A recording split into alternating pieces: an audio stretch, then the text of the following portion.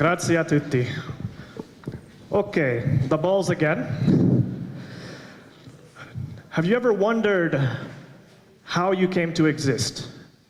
No, I don't mean how you popped out of your mother, but I mean really looking around you, all of this material, all this matter, why is it here? Why does it exist?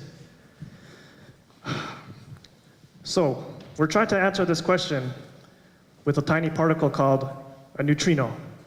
What's a neutrino? It's like a twin sister of the electron. Maybe you're familiar with an electron. It's inside the atoms of the floor of your chair, along with protons and neutrons. So we have an electron and we have neutrino. They're sort of like sisters.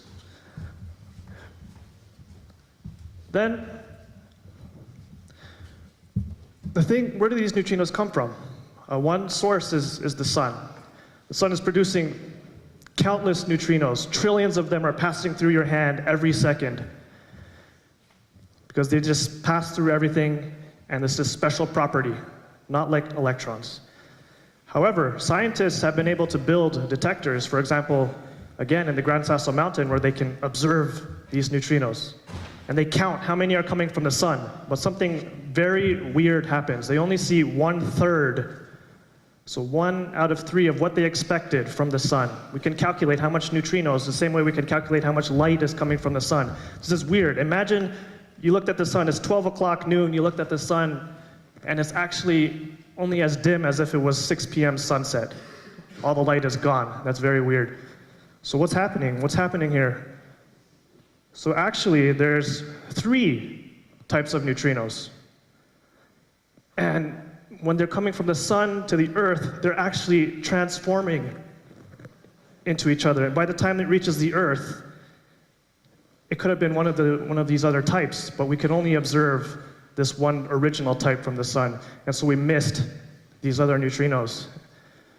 This is weird. It's like, imagine in your hand, the electron is just sort of, you have a bunch of electrons that just transform randomly. That'd be very weird, and matter as we know it would not exist the way that we understand now.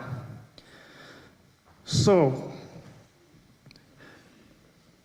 scientists have been able to harness these neutrinos here on Earth. They've been able to produce beams of neutrinos.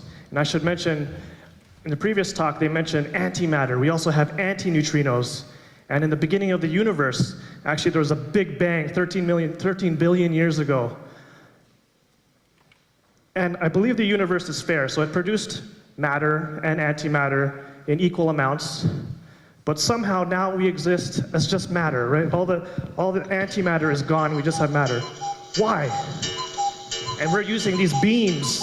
We shoot them across the surface of the Earth, and we detect them at the Gran Sasso, for example. We want to count how many of them transform into the different type. If we see a difference in the matter versus the antimatter, then we can say how exactly all of the matter came into existence today.